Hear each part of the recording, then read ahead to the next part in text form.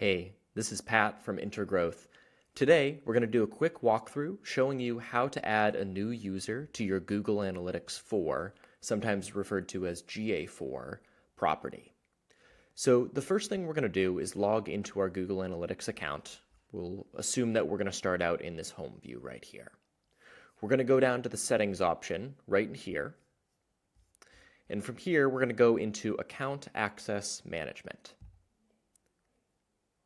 Now in here, you're going to see a breakdown of all of the different users that have access to your GA4 account in the specific role or data permission level that they currently have.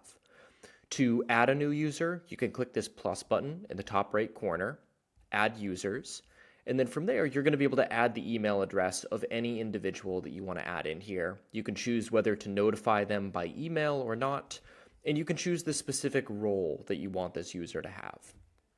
So when we're working with clients, we specifically ask for administrator access to give us full visibility and full ability to modify relevant settings in your account. If you're more comfortable, you can also give us editor access, and that will be mostly sufficient as well. But regardless, you can choose whichever access level you'd like to give someone, and then from there, you'll be able to add the new user.